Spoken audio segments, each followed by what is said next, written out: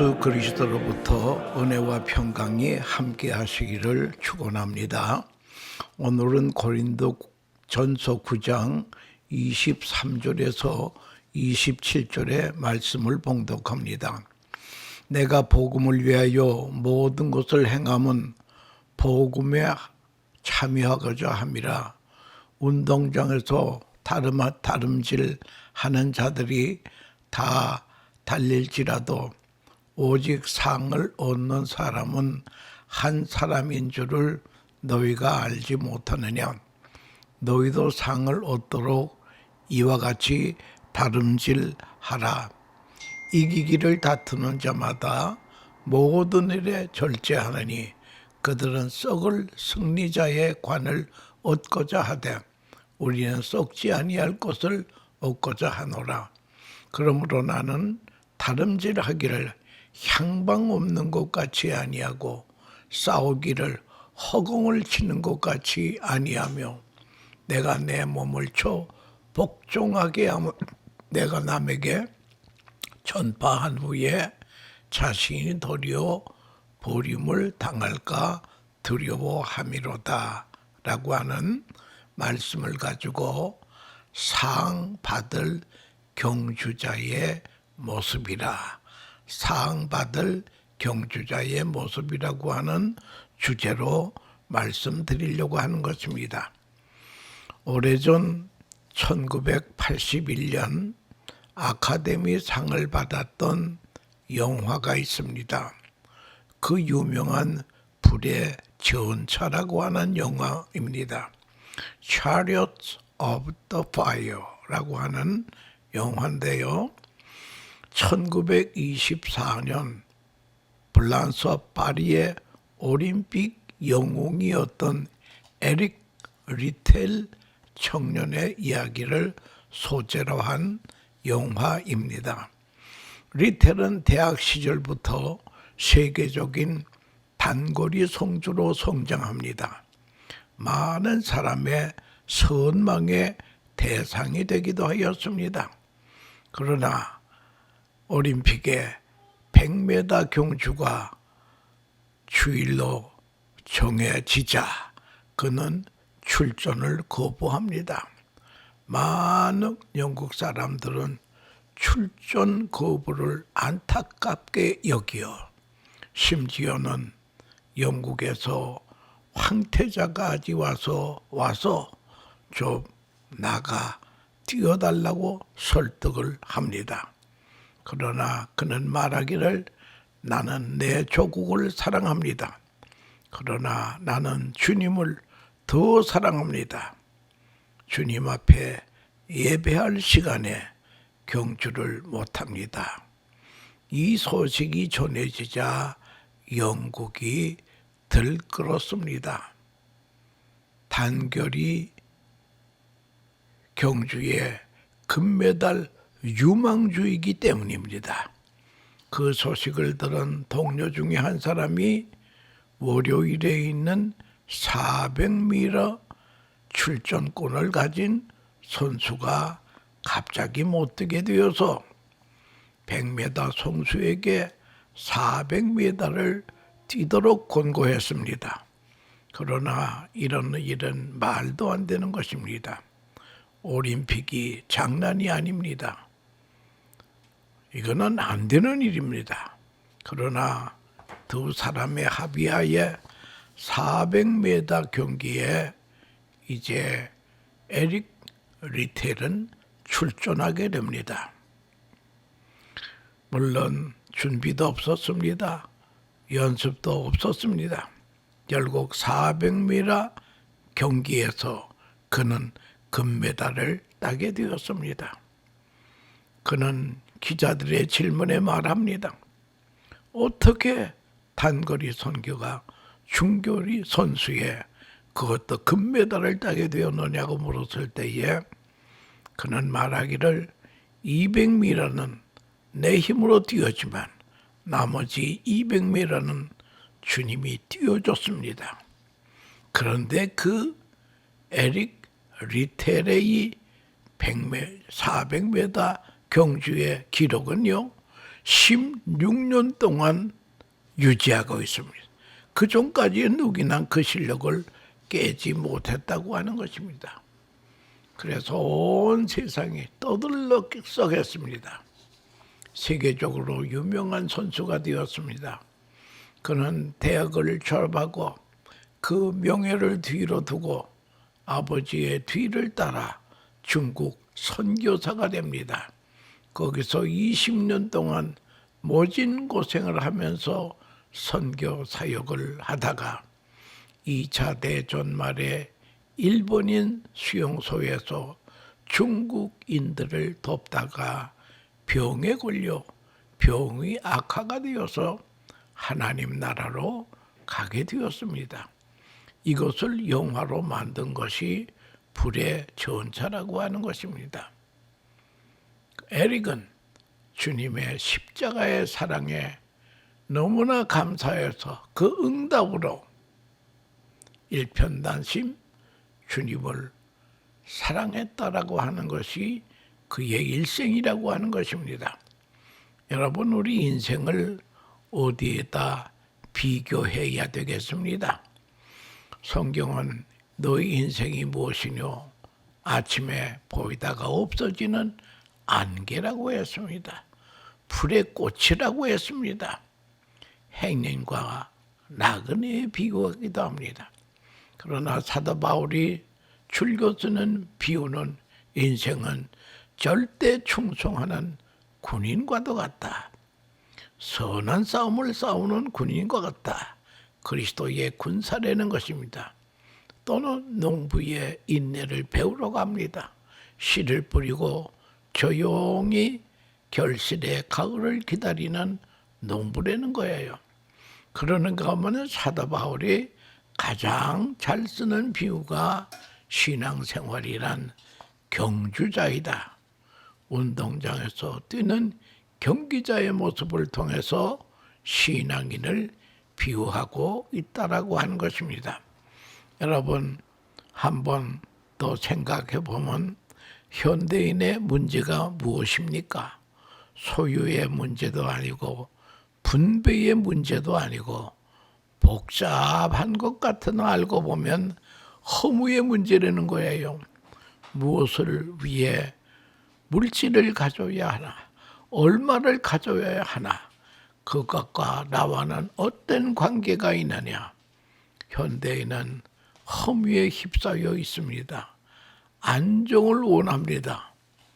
정치적인, 경제적인 안정을 원하나 이것들보다 근본적인 문제는 정의 올시다. 의에 관한 문제입니다.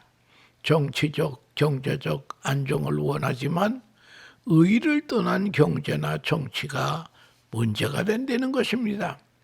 요즘 보면 옛날에 비해서 얼마나 잘 삽니까? 살만합니다.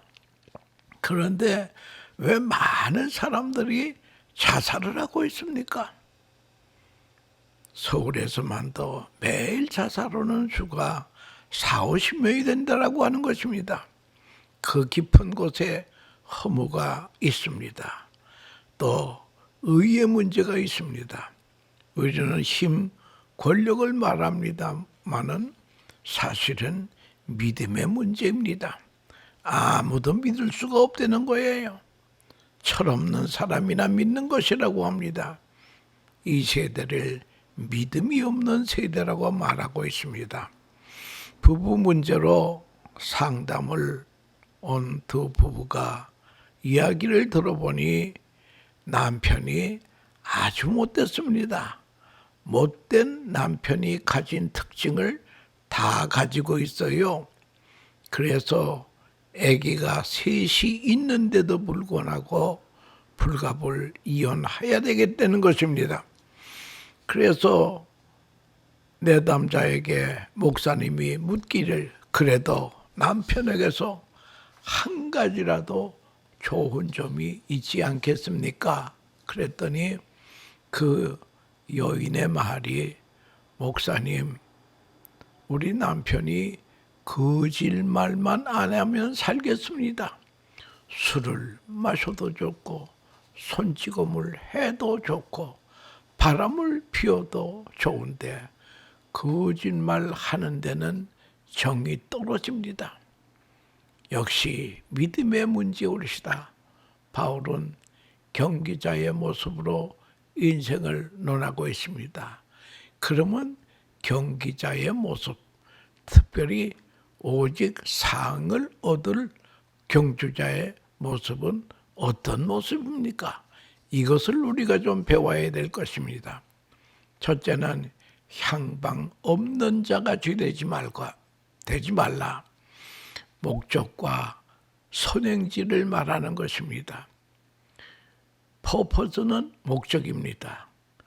또 골이라고 하는 이것은 목표를 말하고 있는 것입니다. 여러분, 목적은 좀 추상적일 수 있습니다. 그러나 목표는 구체적이어야 한다는 거예요. 가령 우리가 하나님의 영광을 위해서 살아야 된다고 큰소리 칩니다마는, 그러면 그것이 목적이라면 목표는 무엇입니까? 어디에다 두고 살아야 되겠습니까? 고린도전서 10장은 영광장인데 거기에 보면 하나님의 영광을 위한 목적을 가진 사람은 목표가 많은 사람에게 유익을 주고 많은 사람에게 덕을 끼치고 감사하는 자가 되라고 말하고 있습니다. 그러니까 여러분, 목적은 추상적이지만 목표는 구체화돼야 된다는 것입니다. 우리는 목적과 목표가 일치되지 못하는 것이 이걸 향방이 없는 것이라고 말하고 있습니다.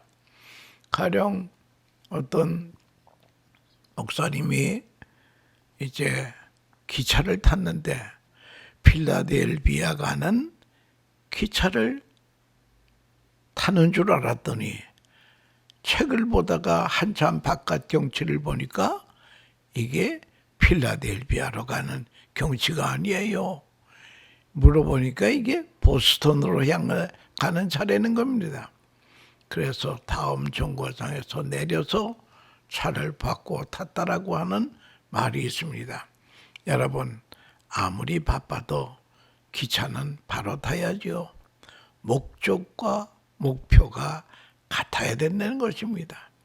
우리말 가운데 뭐로 가도 서울만 가면 된다라고 하는 말은 잘못된 말이옵시다. 서울을 못 가도 바로 가야 된다는 거야. 향방 없는 것 같이 아니하고 방향을 바로 정해야 된다는 거예요. 최종 목적지를 분명히 하고 인생을 살아야 된다는 거예요. 오늘 본문 26절에 보면 싸우기를 허공을 치는 것 같이 아니하고, 공동 번역에는 권투를 하되 허공을 치지 않습니다. 권투 시합하는 것을 보면 거기에도 진리가 있습니다. 죽으라고 서로 때리다가도 땡 하면 끝나는 것입니다. 또 힘껏 체중을 실어 쳤는데 상대방 선수가 싹 비키면 허공을 치는 것이 됩니다.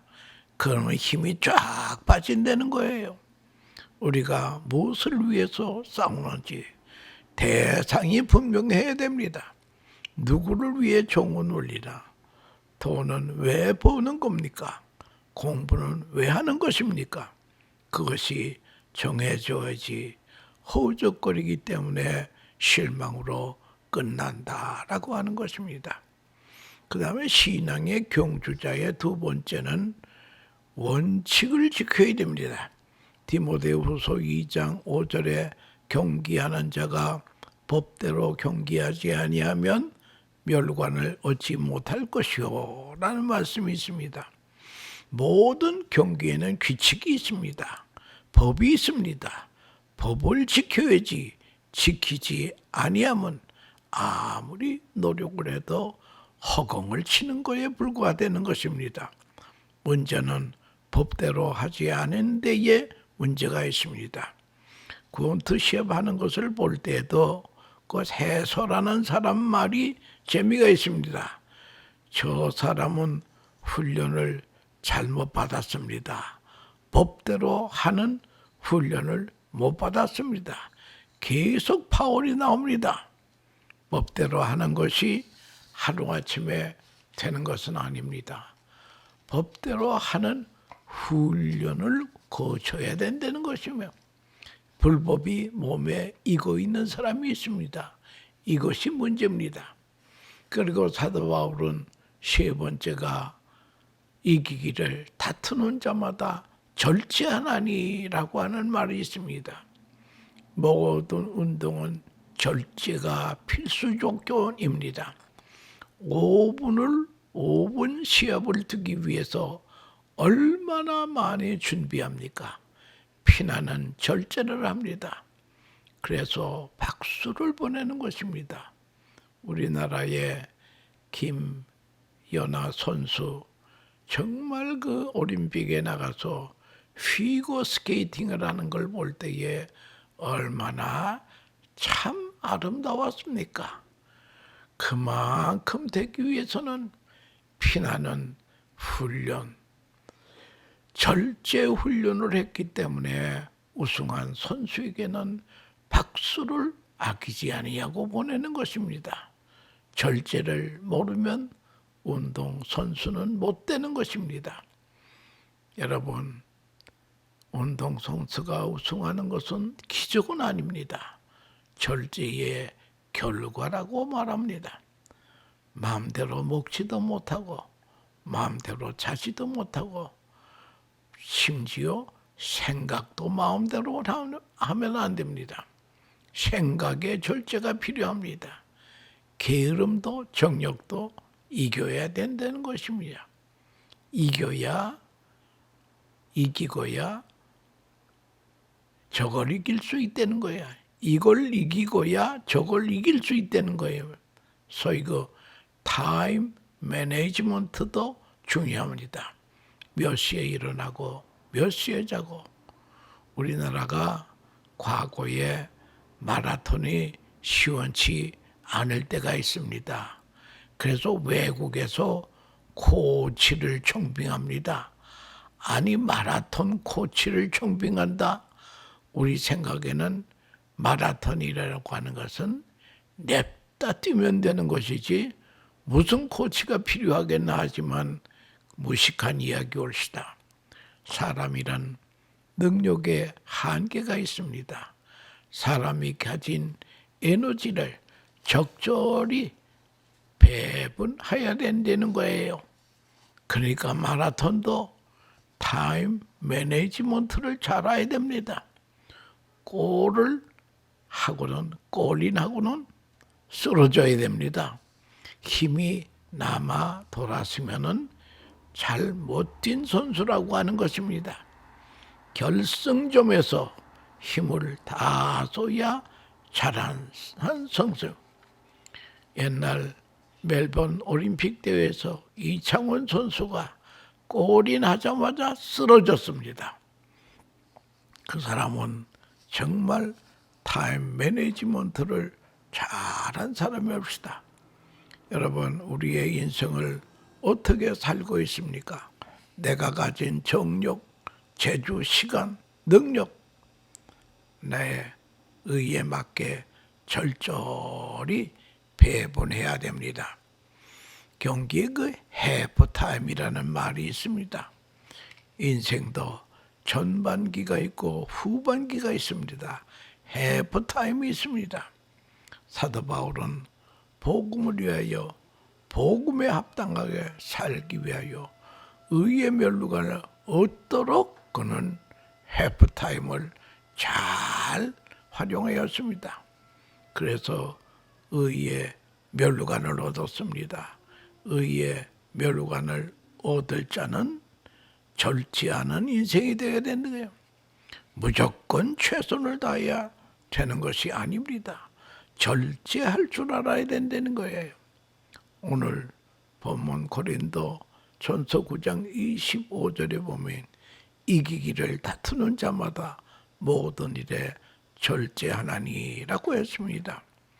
올림픽에서 받는 월계관 이것도 절제하는 사람에게 쥐어진다라고 하는 것을 알아야 될 것입니다. 얼마 전에 월드컵을 했는데 월드컵의 우승자가 되기 위해서도 모두 선수들이 절제 훈련을 해야 되는 거야. 참을 것을 참고 먹을 것도 구별하여 먹고 잠도 선별해서 자야 되고 코치가 시키는 대로 게임에서 이기기 위해 노력해야 됩니다. 신앙생활하는 사람들도 하나님께 상 받으려면 당연히 절제해야 됩니다. 기독교는 금욕주의는 아닙니다. 하지만 극기와 절제를 강조합니다.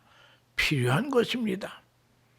신앙생활을 할 때도 극기와 절제가 필요합니다. 갈라디아서 5장 24절 3절에 보면 성령의 9가지 열매가 있습니다. 성령의 열매는 사랑과 희락과 화평과 인내와 자비와 양성과 충성과 온유와 절제니 마지막에 절제가 있습니다. 여러분 이 말씀은 무엇입니까? 사랑도 있고 희락도 있고 인내도 있고 자비한 마음도 있습니다. 그러나 절제하지 못하면 다 소용이 없게 된다는 것입니다. 우리가 아무리 방언을 하고 예언도 하는 은사를 다 받았다 할지라도 절제가 없으면 언젠가는 쓰러지고 실패하고 만다라고 하는 것입니다. 절제가 없는 사람은 마치 브레이크 없는 자동차와 같습니다. 아무리 비싼 차, 좋은 차를 샀다 하더라도 그 차 속에 브레이크가 없다면 아무런 소용이 없습니다. 절제는 최고로 좋은 것입니다. 그래서 베스트를 얻기 위해서는 베라, 좋은 것, 더 좋은 것, 좋은 것을 포기해야 베스트를 얻을 수 있다라고 하는 것입니다. 그러면 이 절제하는 사람이 되려면은 버릴 것을 버려야 된답니다. 성공하고 승리한 사람의 비결은 보면 용감하게 버릴 걸 버려야 된다. 얽매이기 쉬운 죄를 버리고 뛰라고 성경은 말하고 있습니다. 승리에 감동을 주는 사람은 그 방향을 바라봅니다. 저것을 이루고야 말겠다고 하는 방향이 있다라고 하는 것입니다.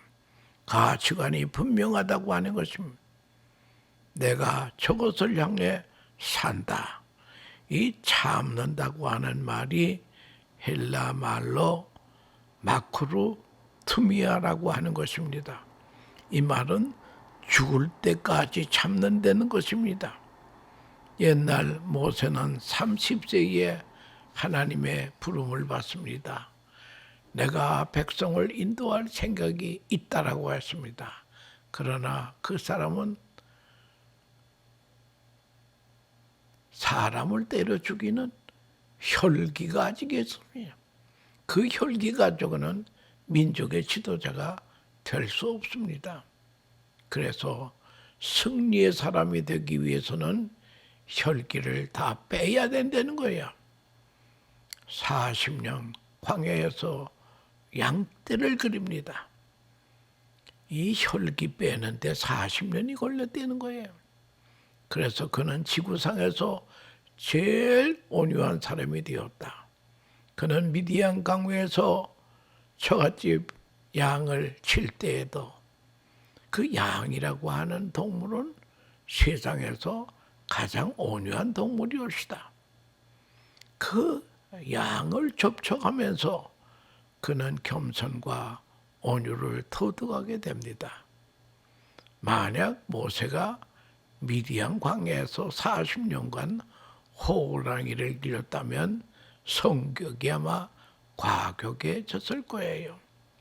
이제 그 혈기의 사람 모세도 미디안 광야 40년을 통해서 터득한 것이 온유라고 하는 것입니다.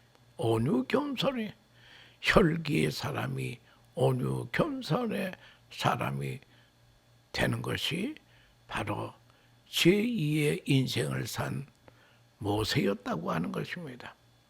옛날에 중국하고 로마는 같은 시대의 나라였습니다. 그때의 중국은 만리장성을 쌓습니다.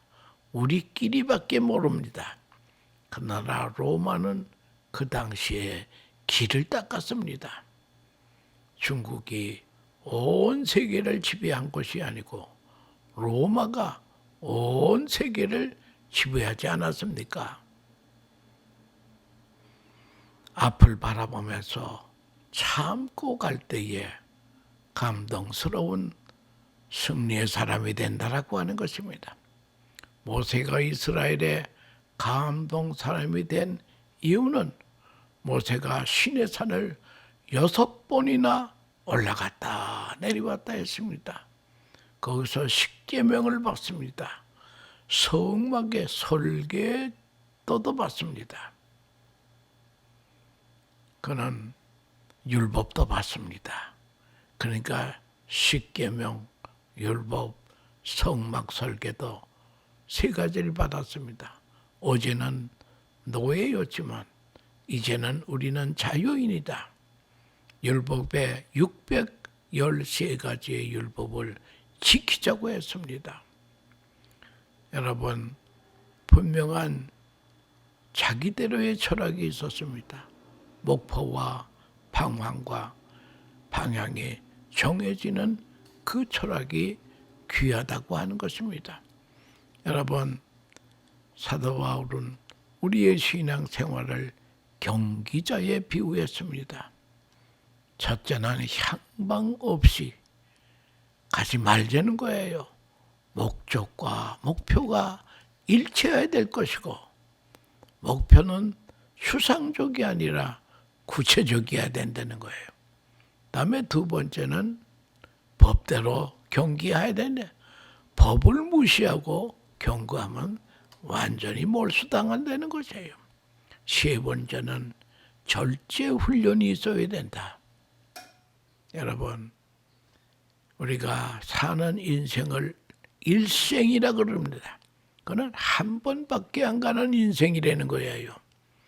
귀한 우리의 생을 말씀 붙잡고 성령님의 능력으로 우리는 허공을 치지 아니하고 법대로 경주하고 절제하면서 최후의 승리자가 되어야 된다는 거예요. 사도 바울의 유소와도 같은 디모데후서 4장 7절 이하의 말씀.